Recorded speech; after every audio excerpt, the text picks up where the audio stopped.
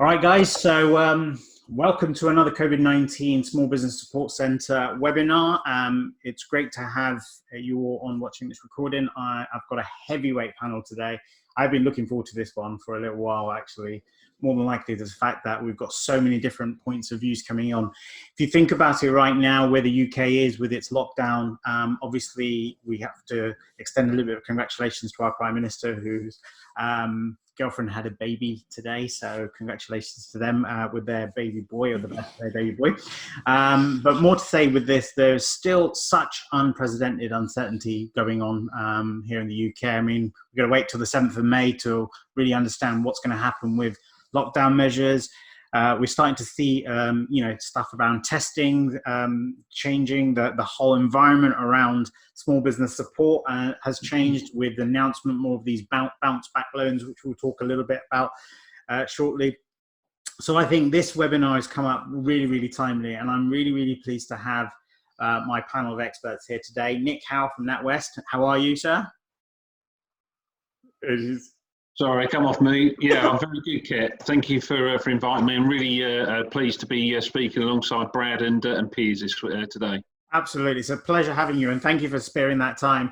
I've also I have the one and the only, the UK's #1 motivational speaker, Brad Burton. Brad, how are you? Motivational business speaker. Come on, we've got to get that terminology. Motivational business speaker. You know what? Listen. I'm good. Under a difficult set of circumstances, I'm good, but we'll get to it. Absolutely. Can't wait to get stuck in. And obviously, we have our resident expert, Piers Mummery. Piers, how are you? I'm very well indeed, thanks, Kat, and delighted to be here again. So fantastic, great panel, great discussion. So yeah, let's get into this. Small businesses by and far are the largest population of business types that we have here in the UK. They right now feel like they're the most taxed and under-supported. The government CBILS program was launched many weeks ago. It's now coming under heavy criticism and the fact that it hasn't been working effectively enough. Obviously, there's this chatter going around of the fact that banks aren't really up for taking the risk on 20% of that the government underwriting. The government have responded now with 100% back loan up to 50k. A little bit too late, too soon. I think let's get this into perspective first. Brad, I'm going to come to you. I mean, you are the founder of 4N. It's a massive network. You've got so many small business owners in there. You must be having some sort of chatter right now about the fear, the anxiety, and the positions that these business owners are in right now. This whole situation is unprecedented. Like nobody 8 weeks ago, show of hands, 8 weeks ago, did anyone have a pandemic on their business plan? No. So nobody did, right? And that includes us, and that includes the government. So in all fairness, and this is the bit, anyone can criticise anyone. So I can criticise the banks, I can criticise the government, I can criticise Rishi Sunak, but actually the reality is this is unprecedented. So it's like, I've got a friend of mine who's a boxer, professional boxer. I asked him a straight question. I said, how many times have you been punched in the face? And he started laughing. He said, 10,000 times. I said, really? He said, easily, 10,000 times. If I punch him in the face, he will laugh at me, right? If he punches in my face, I'll be rolling on the floor, blood everywhere, phoning the police. And the first time you encounter anything, it's always disorientating. This is the first pandemic, forget a generation, in over 100 years. So as a business owner, this is unprecedented. None of us predicted it. No matter how smart we are as business owners, none of us predicted it. So it's that kind of what we do right now. The banks have been tardy, quite frankly. But I also understand that the banks are also in this new unprecedented pandemic, right? I get it, it's disorientating for them. However, for me, what's really pissed me off is the sheer weight of we're here to help nonsense, right? Which is being perpetuated. And I get it, let's be quite clear. You've got someone in a PR department whose job it is to ensure that, but the banks don't care. Let's just be quite clear about that. They're businesses, they don't give a shit. So no point even pretending that they do. Everyone, Nick, has targets to hit. He's got to lend money and this, that, and the other. They don't care. So let's just get that off the table. Let's stop pretending that the banks care. They don't care in the slightest. They are business owners, right? So, but what really pissed me off was that whole CBILS thing. We got knocked back, by the way. We got knocked back. I've been in business 14 years. I started my business off £25,000 in debt, no income, not a penny. I started off with delivering pizzas to keep my business afloat. Got it up to 2.1, 2.3 mil. Right? No one give me I've not had a bean, not a bean. So I know what it's like to start a business off. I also know what it's like to build something from nothing. And right now, I never had a penny back then. So for me to be in a situation where I'm not getting a penny now, I'm used to it. I'm used to it. But the banks do not even try. We're here to help, because you're not.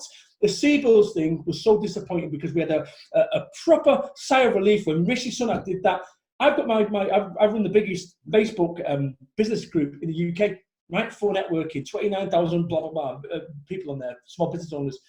I put the banner on there, Rishi Sunak with a superhero sign, this, that, and the other, and we was all like, oh my gosh, that is exactly what small business needed. Where is it? That was 4 or 5 weeks ago. Where is it? And now he's got to come back to the dispatch box and he's got to turn around and say, okay, now we're doing bounce back loans. Now let me be quite clear.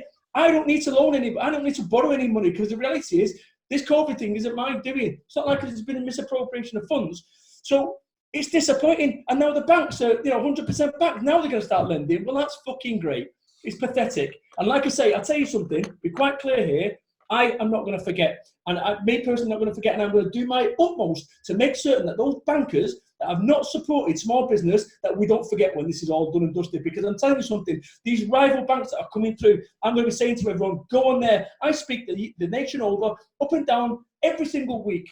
And I'm going to be doing my utmost, unless somebody can convince me otherwise, to go, you know what, bollocks to the bank. They didn't care about us then. We don't care about you now.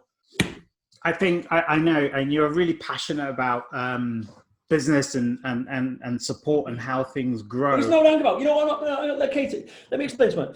This isn't about passionate about business. This is passionate about people's livelihoods. This is passionate about people's lives, people's mortgages, children getting fed. That's what I'm passionate about. Forget money. You know what I'm about, right? I'm not the kind of guy who says I need to go and get a Lamborghini or a jet. I'm actually about creating jobs for people, right? Creating wealth for the right reasons. So don't think that this is all good. I can't have a private island. This is about those people that I've got 9, 10 staff that right now are furloughed. And actually, genuinely, I've had to change my business, because if I didn't change my business, there'd be no business to come back to whenever this thing kind of turns back. Sorry. And it's no. It's absolutely right. There is a lot of this. I mean, Piers and I have dropped into this on a number of occasions in conversations about how important it is that businesses are going to have to change. That we are going into a new normal. It's not going to be what it was before. You were talking already about the fact that you're having to change to an online business. It's actually changing the way you're working. You're actually thinking, the future of your working may not be office related anymore. And these are finished. I've just gone live from my office. I've just gone to my office. I've handed notice in my office. 8 years, 9 years gone. My office, 2,000 square foot gone. So I'm gonna bring Nick in a second. Piers, go ahead. Go on. Yeah, there's a bunch of things here. I'm going to sit sort of somewhat in the middle of this. I sympathise and absolutely sit on the side of the fence with Brad, but it is horrendously tough at the moment. And the difficulty we have is one of speed. To how do you process the requirements and address the needs of everybody? And I've just spent 2 years working in the US, and it's very interesting a comparison against the CARES Act, Corona's Aid, Relief and Economic Security Act, which announced the PPP loan. Now that's a $350,000 million loan, announced by the federal government. It was cleared out in 13 days. 1.6 million businesses received loans. Now here's the rub. There's one big difference. And this is the difference between UK banking and American banking. It's a forgivable loan. It's 100% guaranteed, up to $10 million. Now I think that's irresponsible lending in my view. So we've achieved 80%, which is pretty good.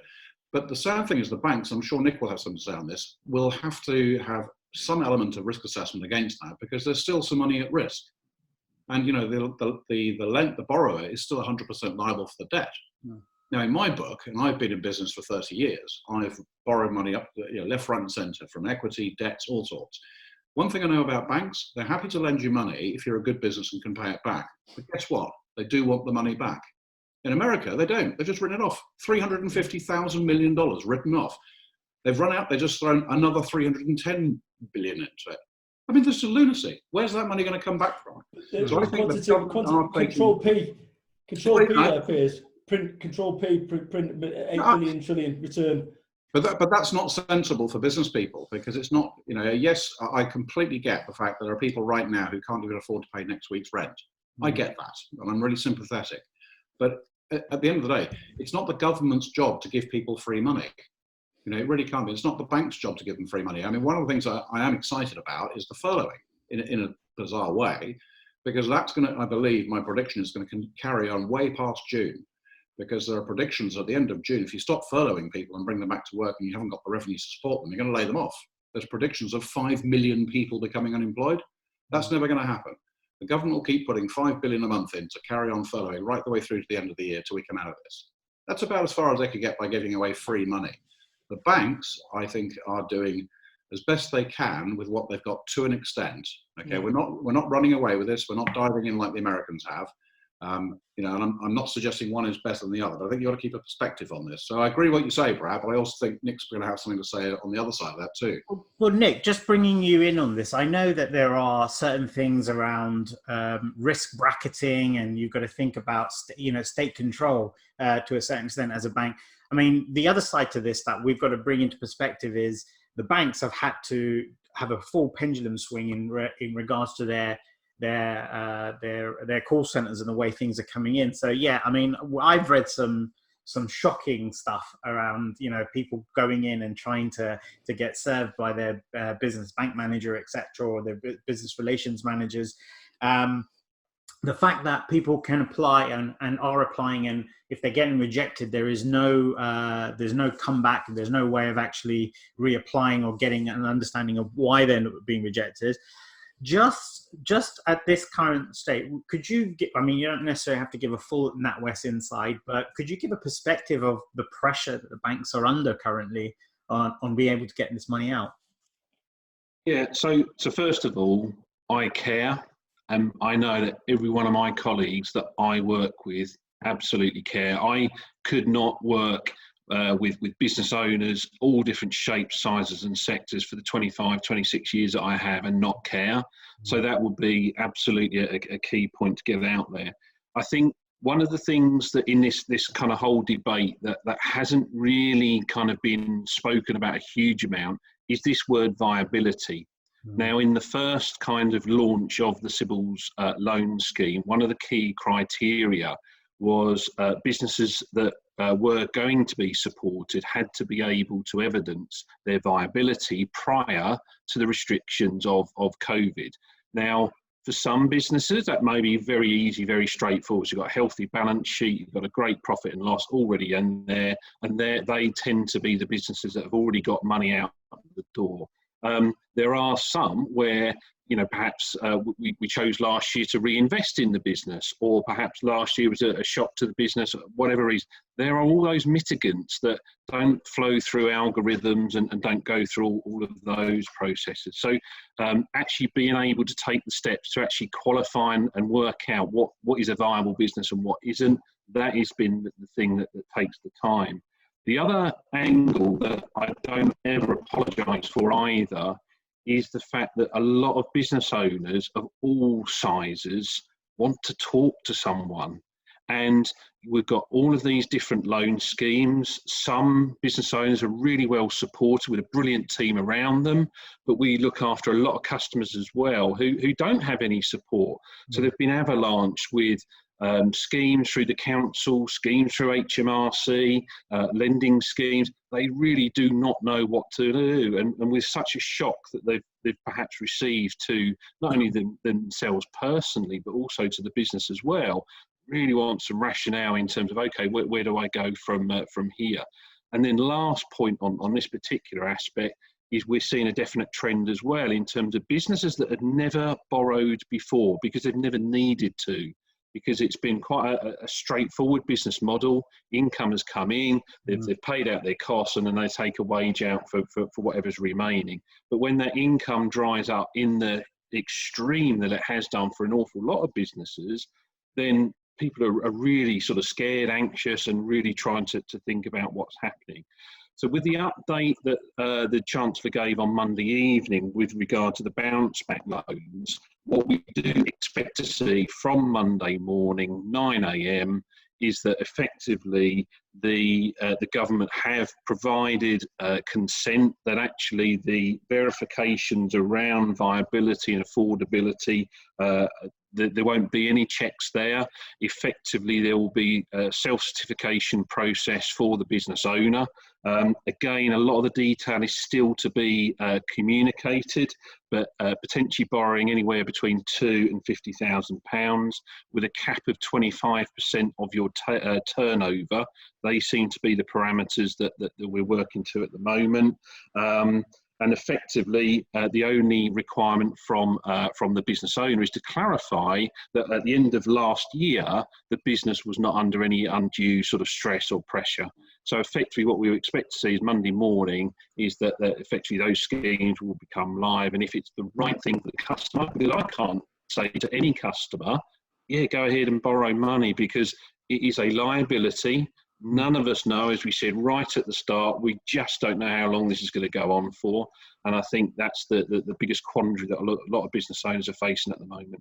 Well, I think so. Kat, can I just add on to this? I mean, that's an excellent insight from that, Nick. And I think, one of the worries, of course, is just the pressure that the bank's going to be under. So I've done a load of seed work for lots of companies in the last 2 weeks on CBIL loans, and with the bounce back loan opening up on Monday, which is, for all intents and purposes, like America, it's a forgivable loan. I think there's going to be a deluge coming through, and I think the banks are going to be absolutely slammed. So already HSBC, I've done 2 applications in the last 2 weeks, are getting about 7,000 applications a day. They just can't cope with the physical numbers. That they're literally drafting people from all areas of the bank into the back office to support the relationship teams to try and go through the approval process. And I had one yesterday, and you literally have got very junior people just box ticking, going through yep, no, without any real assessment of the narrative or the data that's sitting under it. So I can tell you, to any business owner out there who's applied for a CBIL loan or is thinking of applying, this is not just an application form you fill in. In the case of HSBC, you've got to explain about the performance of your business and how well you were doing. You've got to explain the underlying business and how COVID has actually affected your business. You've then got to provide management accounts, balance sheet, cash flow, P&L. All the information's got to be prepared and put forward. And what worries me is that there are people there who are just not going to have the time and resource to properly assess this under normal circumstances because of the pressure to get money out quickly.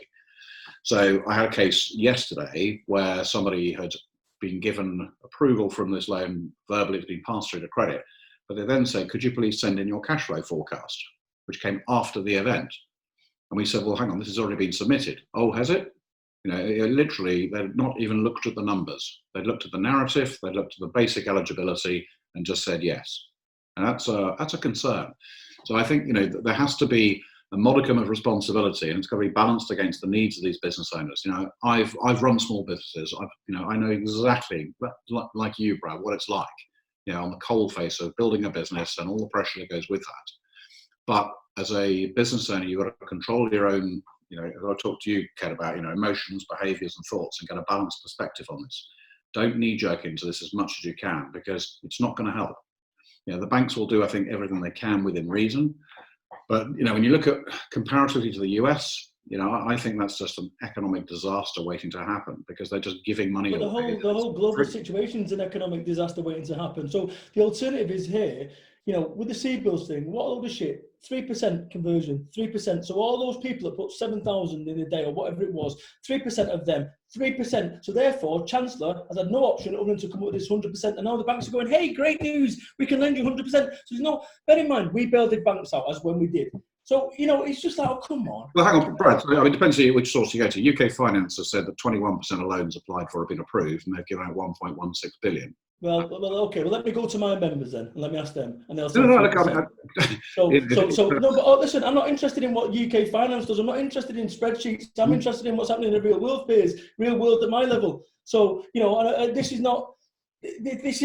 We have been thrown to the wolves. Now, let me be quite clear. The reality is, from the outset, what did I say? That this is unprecedented to the banks, the government, and so forth. Everyone's doing the best.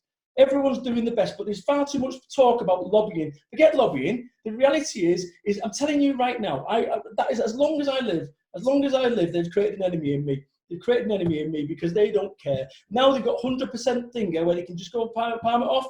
They've got nothing, but yet they'll get the benefit of that. That's just nonsense. But again, just one final thing.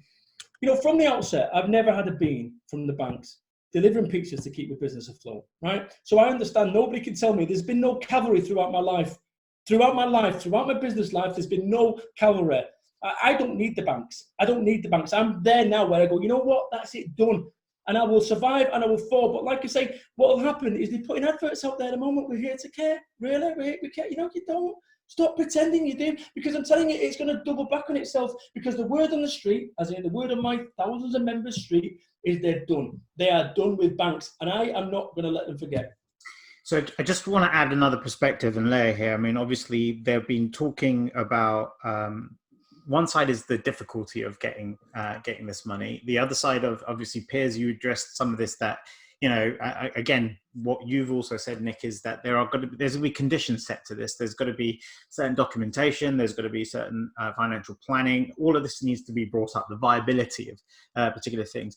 But I think there is, you know, we're a nation of small and micro business owners. We've got a lot of people under a lot of pressure. I mean, I think reports were suggesting today that most businesses have like an 8-week runway before they're really going to be under mass problems. Now, let's take away the big organizations right now. You know, your IAGs or your Virgin Atlantics. They're a completely different breed of things, and their net of job losses is going to be completely different. We're talking about perhaps a solopreneur or a small business owner whose whole livelihood is based on the income that they generate from their company. Sometimes they're going to get the words wrong. They're going to put the narrative the incorrect way. They're going to miss out one digit somewhere. How impactful is that when it comes to this processing? Because Nick, you've got to admit your funnel is growing and growing and growing. You're going to get more and more people coming in trying to apply for money, and it's going to bottleneck. So how effective or how loose can I guess or flexible can the banks be when they're receiving applications? So what we are seeing is definitely a drop in terms of the number of inquiries per day. I mean, when it all kind of launched about 3-4 weeks ago, we were having something like 25,000 calls and inquiries. So obviously there was a bit of a pinch point there in terms of numbers coming into the filter. I know a lot of my colleagues worked tirelessly over the Easter weekend to kind of make a catch up with a lot of those calls. So actually we're in a really good place in terms of keeping up to speed with a lot of those inquiries. What will happen with the bounce back loans on Monday is that will be a fully digitised process. So effectively, it will be down to the customer, whoever you bank with currently, that if you choose to make that application through that process, there will be a kind of the questions in terms of, has COVID affected your business? Can you confirm that actually the business was a going concern come the end of last year? And actually that will effectively be the sort of light touch process that's going to happen. That won't fit for everyone because, as I said, there is the ceiling at £50,000 in total, or 25% of your sales. But for the vast majority of those, that will absolutely work. And I think what we've absolutely had to do, and we've moved. I mean, I think it would be fair to say that the sort of the banking industry hasn't been the most innovative, but goodness me, in the last 7 or 8 weeks, you know, we've got 47,000 people working from home. They've all got the challenges around the kids are working, they're doing the homeschool and everything else like that. But that's only a scratch of the surface in terms of what a lot of the business owners are actually facing. And I think again, it's more about what those conversations reveal in terms of what the attitude the business owner has in terms of where they are planning to take that business further forward. Because the longer that the restrictions are in place, the less likely it is that, you know, that the same format of a business is likely to be the one that effectively you go back to. Nick, can I ask you a question about sort of lead time? So HSBC at the moment are quoting about 14 days from receipt of application through first stage processing through passing to credit, being 7 days and 7 days. So they're about 14 days, what they're saying, from application to decision. What's NatWest's current lead time for application to decision? So currently we're working on about 10 days, I would say, but that is with the legacy, or say legacy, the 4-week-old civil loan scheme, which will still be the right scheme for a lot of people to kind of work through. I think it's important to flag up that of the money that has gone out of the door, we look after roughly 23% of the small business market. 40% of that has been provided by ourselves. So I'm not saying that it's absolutely where we would want it to be, but we are absolutely playing our part, our significant part, and more besides as well. One other question to anyone actually knows, I've been trying to find this information out, but it's very hard to get any clear perspective, is the vast majority of the lenders that are out there, if you take away the asset-backed lenders and the invoice discounting opportunities, for straightforward term loan deals are being loaned to existing customers first. How many lenders out there are lending to non-customers? I think there are 2 or 3. If you look at the British Business Bank, the accredited partners, there are 2 or 3, particularly of the sort of new entrant. Funding Circle's one of them I saw. Yeah. And I think there's another one called Newable, I think.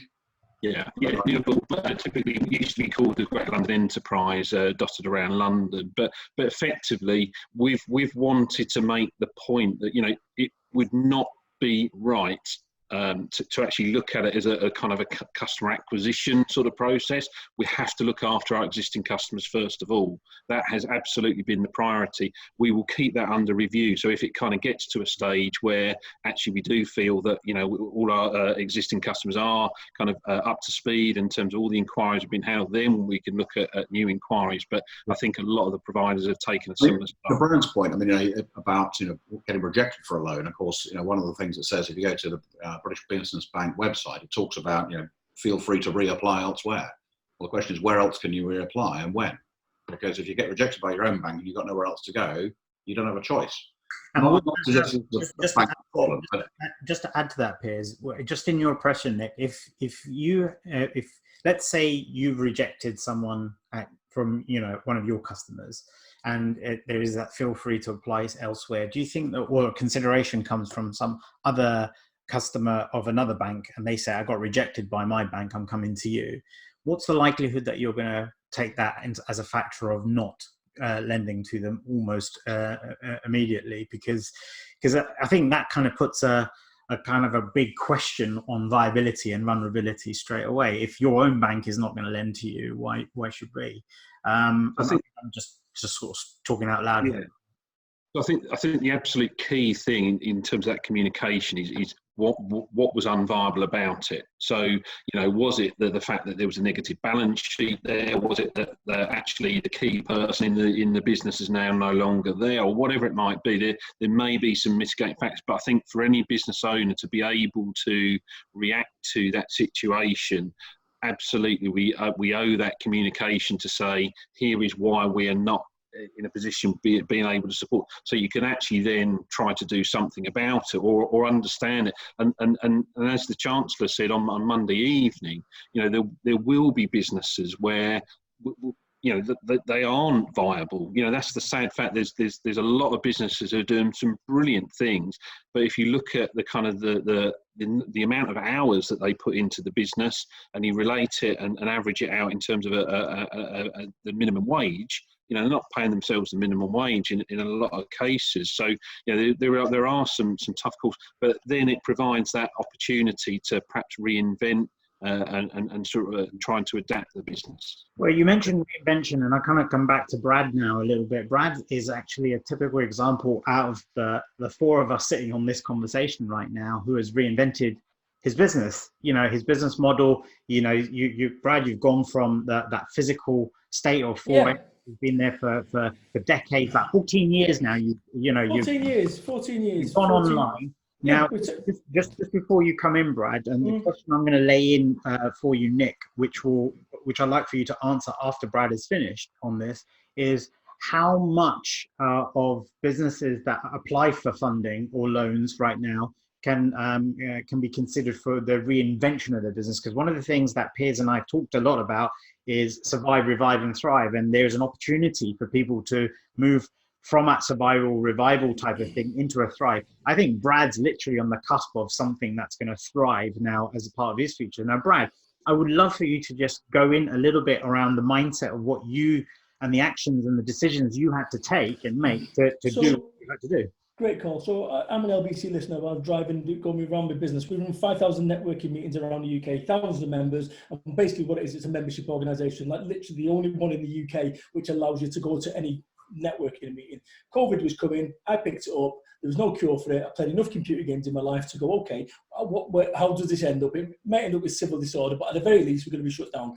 So I was panic buying well before it was cool, right? You know, I was literally like 2 weeks before anyone even considered it, I was on it. And that's me all over. That whole book there that I wrote, Now What? People only ask that question when the shit's hitting the fan. I ask it well before because people under stress don't make great decisions. However, I realised that this was coming, right? And I realised I'm thinking, okay, what do I need to do? So what we did is I got my developers to create a website for an online.biz. Within 4 days, we did a promotional video in 9 hours from start to finish. And actually, we created a networking. I brought all our members online. So we have networking meetings, 12, 14, 15 running today, where it's using Zoom, and our members pay a £5 plus VAT to go on it, right? Previously, we used to pay 15 quid per meeting to go to a brewer's fair. So that's the kind of business model. And we also get a membership fee on that one. We had to move fast. If I'd not moved fast, and this is the thing with this kind of the banks, and I understand you've got your criteria and this, that, and the other, but it takes you a lifetime for my chairman, he put together the C-bill stuff. Like, honestly, I don't know how many days he wasted. Let's say 5. Putting together all the stuff that Piers asked for. I didn't even get involved in it, right? Because that's not what I'm about. Because, you know, business plans may as well have a foreword by J.K. Rowling. They're a work of fiction. Right, they're great to get past Nick. So Nick, if you know the game, I don't know the game, I'm not in finance, but if you know how to play the game, you can to get finance, or people who get investment capital and all that stuff, you get millions of pounds, right? I've never had a bean. So I had to move fast. And so I thought to myself, am I going to waste my life thinking about getting a loan, or am I going to, rather than wasting time to get a loan or an investment, why don't I get on and find a solution, which is exactly what I did. And I urge, so many people are almost waiting for Sky Daddies and Rishi Sunak to somehow bail them out. There's no cavalry, and the sooner we can get our heads around that. Now, bear in mind, I didn't want a loan, right? I didn't want a loan 6 weeks ago or 8 weeks ago prior to this. I didn't go, I'll tell you what we need. We need a loan to build our business. But so many people, and this is the danger, and this is what you're talking about, and understand why. There's so many people that are going to be paying the wages out of this and going, great, sorted, nice cup of tea, glass of cider for the next few months. And actually, it's a dangerous zone. What I'm doing, I'm preparing myself and my business for the future. Like I say, forgive me for beating you up here, Nick, right? Metaphorically speaking, because I get it, you've got a job to do. You've got 26 years of heritage. I can't underestimate that. But honestly, from someone who started a business off from nothing, the banks don't care. And you can do all your marketing all you want. You don't care. You might care, but principally, mate, you've got to do what the bank says. And the edict says you can't give me a C-bills loan for whatever criteria, and you can only give 3 or 4%. And what really annoys me and pisses me off is we're now in this situation where, like I say, Rishi's given 100%, and now the banks are going, oh, this is great. Oh, come on, that's unfair for the very reasons that thing he said, that Piers said. Because actually, if you'd have done the C-bills loan, we'd have been in this nice halfway house, which is not like Piers said about what's going on in America. Now, what we've done, we've transferred the problem to the UK economy, rather than this 20% thing, which was fair for everyone. It worked for us, it worked for the banks, it worked for the businesses, and it worked for the UK government. Sorry, Piers, go. Yeah, there's got to be somewhere in all of this. If you roll back to 2007, so in 2007, I was in the middle of running a garden centre business and building a chain garden. I remember. And, that was a very leveraged using asset-backed finance. We had mortgages and all that sort of good stuff. Mm-hmm. Financial crash came along, couldn't borrow any more money. So the banks just said, no, sorry, Basel III has prevented us from giving any more money. We have to shore up our own balance sheets. So at that point, we went straight into the last downturn, economic downturn. And that was banker bashing, because that was all about irresponsible lending. That was, and I always remember thinking about this when Northern Rock decided to loan 125% of something. I thought, buy a house for 100 grand and you're going to get 125 to buy it. Crackers. That's screwed. So at that point, I immediately thought, right, this is about irresponsible lending. And we saw that, the subprime mortgage market. You get no arguments from me. Yeah, the banks took a massive beating over that. Consequently, we had a huge bailout from the government, into the banks, and we then went into major recession, and we've gone through a whole long, prolonged period of austerity. If we adopt the same attitude now, of bailing everyone out and just throwing public money into the banks to do irresponsible lending, we're going to be exactly where we were 10 years ago. How many years unemployed have you done on benefits? Sorry, how many years what? On benefits have you done? Me? Yeah. I haven't, never. I've done 4 years. right? So just to be clear, prior to me starting a business off, I've done 4 years on benefits, and I actually thought that money was free, the 70 quid I got a week, or plus my housing and whatever. I thought it was free. I had no idea that somebody had to, in order to get that 150 quid, that somebody had to spend 1,000 quid of wages. I get it from all sides. Now, let me explain something. I would rather prop up business owners rather than propping up a dole queue. And this is, at some point, you're going to either have to pay for me, not me necessarily, because I'm going to find a way I already have done, right? And I'll tell you something about this, is that actually I've managed to get a turnover balance, really, on this new business that took me 4 years to do. I've done it in 3 weeks. So, and that's that experience that allows it. So I'm good, right? We're going to be good. But the point I'm making is this: at some point, there's going to be a price to pay. And let's just reverse up this conversation, right? And I get it, Nick, you've got a company line. I get it, right? But here's the thing. You have a situation where if we'd done the C-bills thing, right, which is what my chairman went for, who's got a PLC background, by the way, my chairman is no mug, right? So he went for the C-bills. If we'd have got that, we'd have been happy. We'd have not took the piss because we'd had a 20% liability. The banks would have got the loan, and But what happens is the bank said, hey, guess what? We're not doing this with 3%. Rishi's had no option. He's moving fast. He's moving fast. He's got to move fast because he's got everyone screaming at him. So he's now done this deal, which is going to create a problem, which is then going to create. So I'm not a financial expert. I don't understand it all, right? But what I've got a bit of common sense about me to go, guess what? We have created a problem. So whether you're paying for me on the dole queue or you're paying for me to prop up, we have created that situation that you said a minute ago was a problem for US. And I'll tell you who's done that: the banks. The banks have done that by not playing the game. If they'd have done it, everyone would have won. As it stands, everyone's set to lose. So right now, the short-termism, we should talk about viability and whatever, from a financial perspective. But let me tell you something: the short-term, the viability, the medium and long-term viability of this country has just gone kaput. So when we've all got our nose in the trough, as from Monday, and we're all getting weighed in, then we've created ourselves a problem. And that started because the bankers did not do the C-bills thing. I was like, wow, that C-bills thing is fair for everyone. This is an unprecedented situation. And now I think, just like you, Piers, that what's happened is great. Everyone's going to breathe a sigh of relief. The bankers are going to be putting back right in cash all day long on Monday.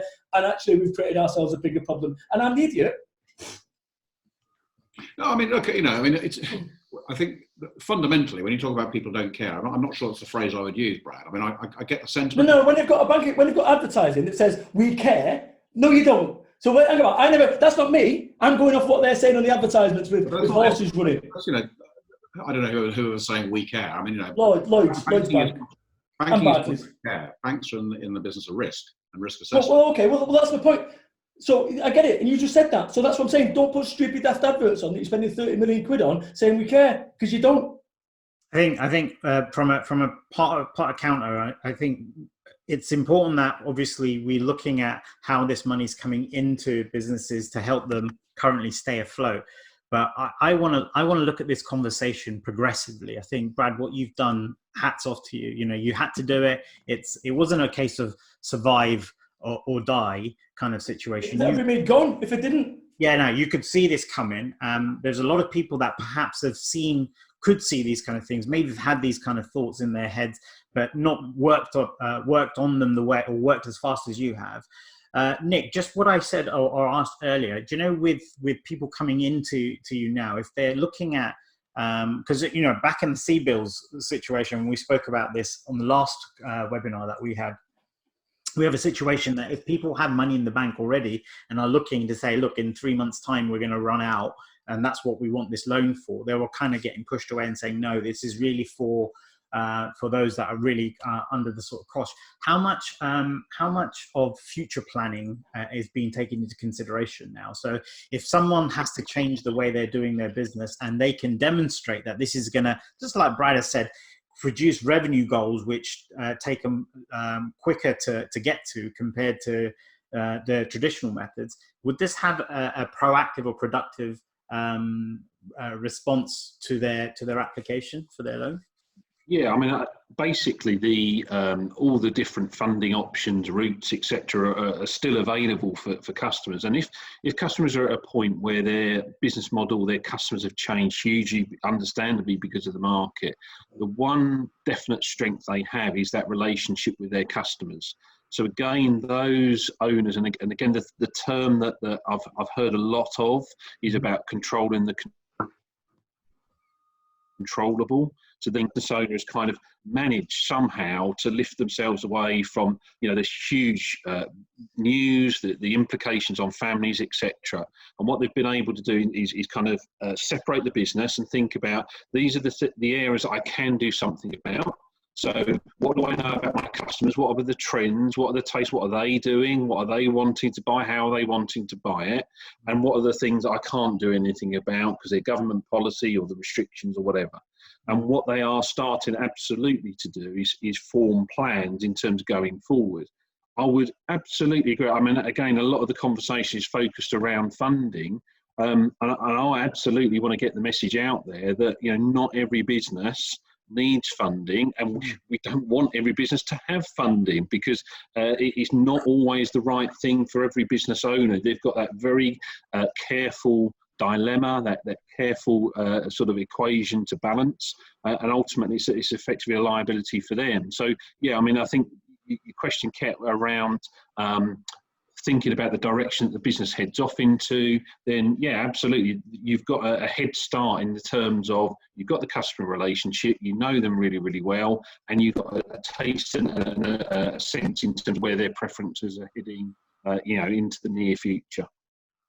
I mean, I myself as there's something else around this, which I think is pretty worth keeping the context on, is the idea of furloughing staff, because if I look at the sort of two major measures we've got, borrow money through CBILS loans, or trade your way out of it.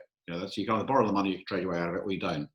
So a big measure from the government was offering 80% furloughing support to those companies.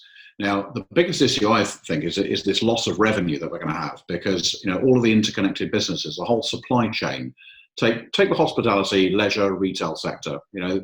The knock-on effect into all those other industries, distribution, manufacturing, raw materials, services, that's all going to have a massive knock-on effect. And all the turnover is going to be reduced on this. So coming out of the end of furloughing, you're going to see reduced turnover in loads and loads of businesses who will not be able to afford to keep these staff on. So the government are now going to face a dilemma, which is, do we keep these staff on and keep furloughing them, or do we let them go and let them become unemployed? That, I think, is a bigger issue than actually borrowing money through banks at the moment, is how do we protect the people and the employees in these businesses where the turnover is just not there? And I say the advice I give to business owners right now is look at your revenues in one of three ways. Is it lost, deferred, or reduced? Okay, if your business is lost, do not try and support that. Pivot your business and do something else, like Brad has done. And hats off to you, Brad, for taking a core business you've been doing. Fantastic. You pivoted immediately, you've turned it into something else, and you'll get out of that. Fantastic. So that's an inspiration to people. If your business has been reduced in terms of turnover, that's people who are spending possibly discretionary money, and they don't want to spend quite as much as they spent before. So that's the things like marketing spend, consulting work, and so on. Or if it's been deferred, that means we're not going to spend it today. We're going to spend it maybe next year when things start to pick up and we can see the recovery. So if you figure that bit out, that will have a huge bearing on the way in which you build your business from here on, whether you reinvent, whether you postpone, whether you furlough, whether you borrow. And I think a lot of business owners should kind of look at that. Brad worked out very quickly that his core business is screwed, and nicest way possible, Brad. But, you have to react to that. And, you either lean into this and do something positive about it and do what you can and do what you need. That's a really interesting point. I found myself nodding throughout that. The problem is your vast majority of business owners ain't that business owners. They're just not that people. They're not that people. People don't think and move like us, like genuinely. And this is the problem: is you've got this complete mid-tier of people. You've got the big businesses on one side, and you've got this mid-tier. And as Nick pointed out before, people who are effectively minimum wage, working 80-hour weeks, pulling in 600 quid, whatever, right? But actually, I was that guy as well. I was that guy who was working 80-hour weeks earning less than minimum wage. I was that guy. And actually, as a result of being that guy, I then get to where I need to be. Well, Brad, to your point there, I mean, this is interesting. So looking at UK data statistics, I mean, there are 3.5 million sole traders in the UK. Mm-hmm. There are only 2 million limited partnerships, of which half of those actually employ people. Yeah. So the 3.5 million sole traders, and let's be frank, these are tradespeople, possibly. These are people who are good at what they do, they're not business people. No. They're not going to go and IPO or float a company. They just do what they do. Piers, I'll tell you what, Rishi did a blinder with that though, with that thing that said, based on your returns, we're going to give you the money. And I thought that was a genius, inspired move. I've got to say, all that cash in hand business that you was doing, that's no longer as good as it once was. So I quite like that. Listen, I think Rishi's doing a beautiful job. I think under some difficult circumstances, there's nothing that he's done. Like I say, the Seagulls one, I swear to you, I put a video on my group and said, guys, this is what happens. And then when we was thinking, people were thinking, okay, great, breathe a sigh of relief, and then nothing happens. And then we quite realise that we are. And I just think what we've just done is pushed our peas around the plate, and we've ended up in this situation where those 3 or 4 weeks between Seagulls and where we are Monday has just been like, we didn't need to be this way. If we'd have got like the kind of authorisation that's going to happen Monday, if we'd have got that with the Seagulls, I think we'd have been fine. But I don't know what. Sorry, Brad. Just to add to that bit, and this is not in a defence in any way, shape, or form, because the way I've looked at this in the past is, I think the government got it wrong, full stop, right from the beginning. Really? Wow. Yeah, I think really they should have gone for the 100% straight away with small businesses. And the second thing that I would say to you is that rather than writing 80% to the banks, they should have designed something like the startup loan scheme, which was very much government money, which is going to be put out there with government terms, basically. Yeah. The lending criteria that's built there. They could have then initiated the banks to actually deliver those. Now, so there's 2 things here, bud. Just 1 second on this. Yeah. And what they do is they create a certain tier. So when I remember when I was bringing startup loans from pilot to mainstream, it was only 2.5 grand. Then it went to 5. Then it went up to 10, and then 25K. Now they could have had certain caps in a particular way. Now I understand that at the end of the day, maybe that money's not there in that particular way, shape, or form, but it would have taken a lot of pressure off, because the banks currently also have this pressure of this state direction. The government want them to direct and push these loans out in a particular way. Rishi has said it, he needs the banks to push out loans right now. That's why he's giving 100%. But it's now to each individual bank to determine what their lending criteria is. And that's underpinned by the framework that the British Business Bank have put. So there is a little bit. There could be a little bit of finger pointing that goes on and says, well, we're going as fast as we can. Right. We're under these terms here with the British Bank, British Business Bank. They've set out the whole criteria of how the lending works to a certain extent. The thing comes back to, which I think is, the fundamental issue is one of risk. And, the concern I have at a very basic level is, if you say to a business owner, you can borrow up to £50,000, but you don't need to pay it back because the bank. Oh, mate, all day long. Where's my Range Rover Sport at? With a logo on the side. But if they did that at the outset, you'd be in like in America, as just literally they've put a noose around their neck. 1.6 million businesses in 13 days borrowed $350 million. Now, I would love to know what the bad debt ratio on that's going to be a few years down the road. Can I ask this question? If Seagulls, right, would have got the same kind of response as what we anticipate on Monday, if we'd have gone 80% and we just authorise it pretty using the digital system, and I bear in mind, I get it, it's a fast-moving system, I would have been happy with that. I am less happy with what happens Monday. Me, right? I'm a champion of small business, and I'm saying I am less happy with Monday giving 100% off. I'm with Piers. So if it's a good point, Brad. It's a very good point. I mean, there should have been a halfway house for this. I'd agree with you. And that's what I was. That's why that was my understanding of it. Okay, I get it. It's a fast-moving situation, and something moving fast. I had a conversation with a relationship director at HSBC, and one of the things that he was saying, he said the problem they don't have clarity from the government on their affordability criteria.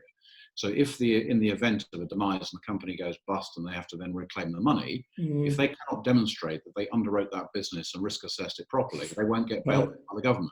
So actually, do you know what? The government have got to be blamed in this as much. Well, there's no clarity on that. And it's one of the reasons to why I say that if it was a government-run initiative as opposed to something which is being supportive of banks, it makes it a lot more different. It makes it a lot easier. There's a lot more clear line in channel, and probably you would have got into the market a lot more. If you think about this, 97% are not back, to my knowledge, right? Now, unless let's say for the sake of this argument, I've got my stats wrong, and it's 10%, so 90% got knocked back. Let's say that I'm being double fair there. So 90% got knocked back. Think about the amount of manpower and days that have been ploughed into that on both sides to achieve that ridiculous output. Now, that, especially when you're in a firefight, you know, it's like, bam, bam, bam, bam, we've got the M42 machine gun, and somebody's saying, listen, we just need to clarify which T-badge you've got. It's like, you know, at the point when we should have been plugging this and punching this out, we're dicking about, filling in stupid forms, asking about risk assessments. Because one of the other sides to this, and Nick, you can correct me if I'm wrong. I mean, obviously, both C-bills and bounce-back loans will have a 1-year interest-free, or the government will pay the interest. World's greatest. I've got myself a Range Rover on order. Brilliant. my biggest challenge here is what happens after that year, because I think we're going to get each bank is going to have their own interest rate. Obviously, NatWest and RBS set the trend to be considerably lower, and they had easier lending criteria in terms compared to all the other banks when C-bills first came out. But this is where you'll probably see the spark of people that can't afford to pay their loans back.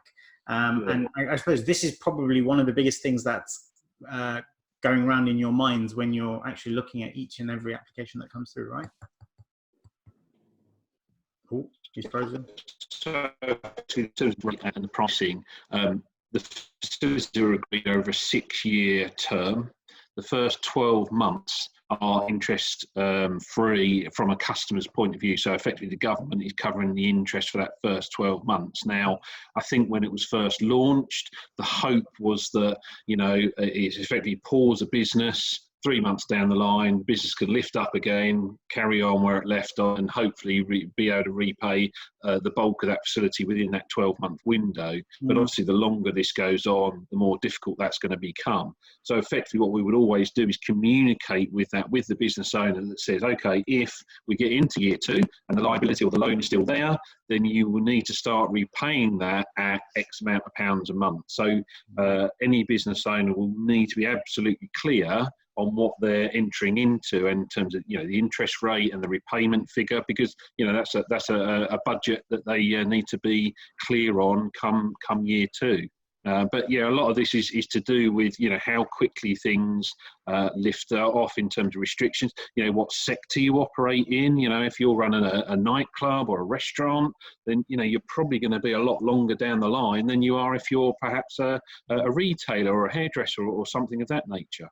So one question I have, and you may not be, well, you won't be able to answer this fully, but what if there was different sets of circumstances for different types of business types? So those that are going to take longer down the line, if they're given a much more, I wouldn't say favorable terms, but they're given some more empathy, I guess, in regards to this. So like what's the difference between a nightclub owner and let's say a management consultancy, for example?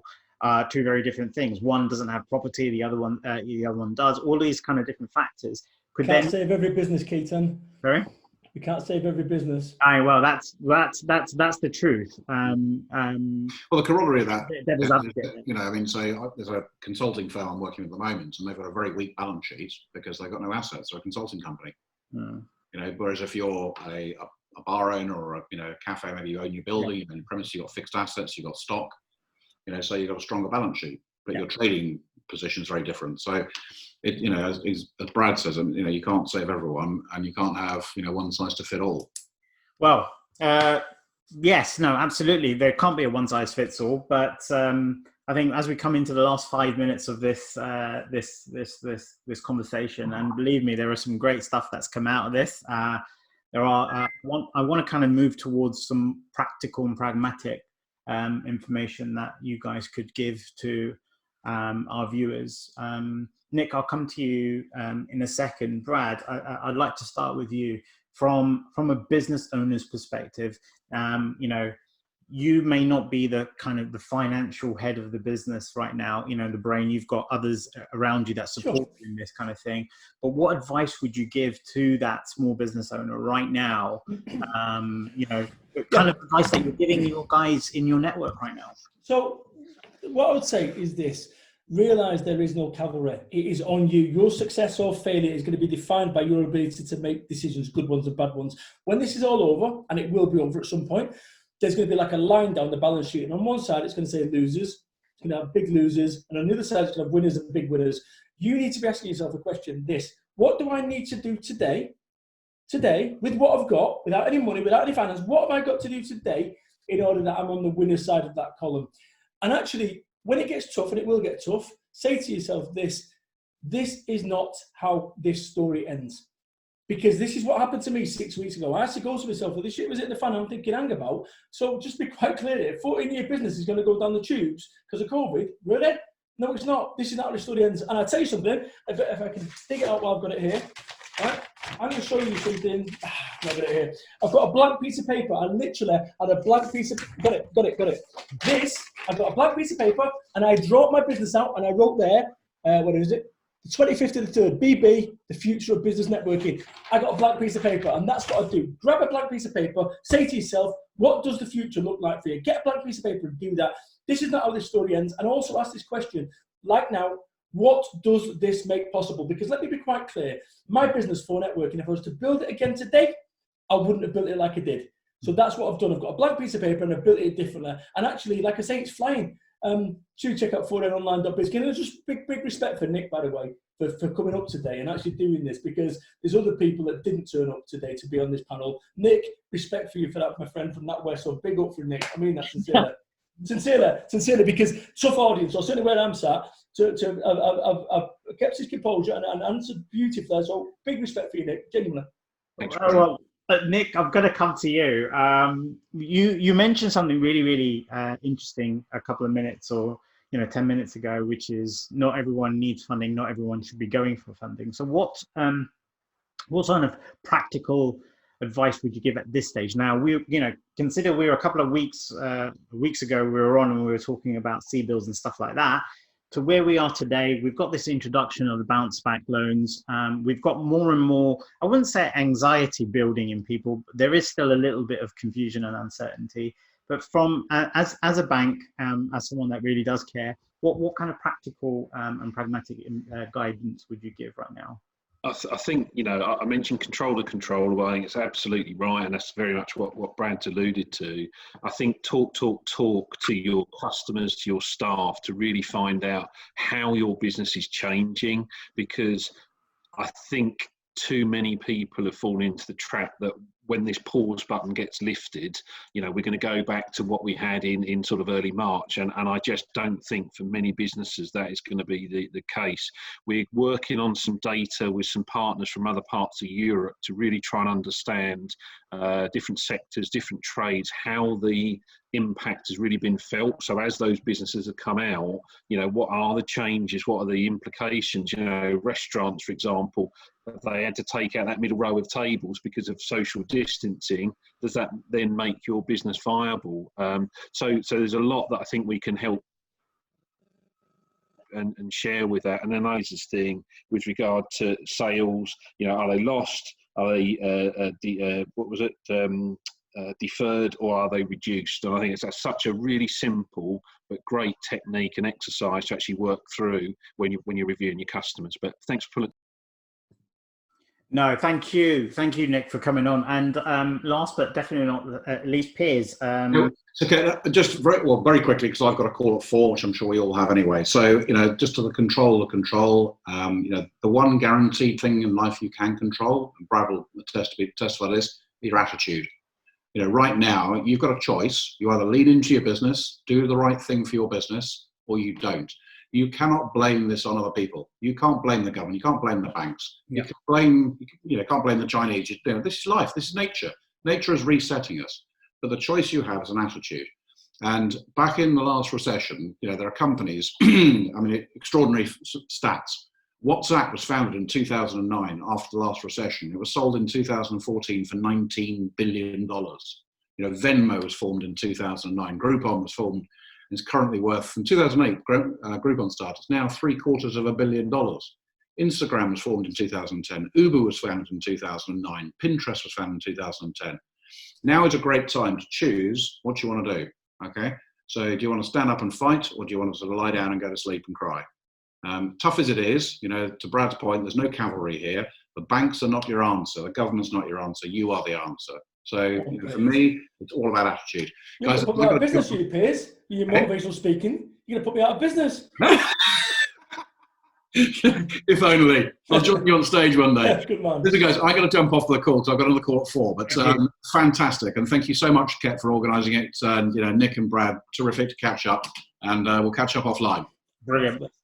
So, in with everything that we've been through today, guys, if you're watching this, don't forget, you can connect with Brad and the sort of 4nonline.biz. This is the new, this is the new norm now. There's a lot. If you're a small business owner and you're still thinking around, well, it's easy what these guys are saying, but I'm still finding it hard to, put it into practical steps.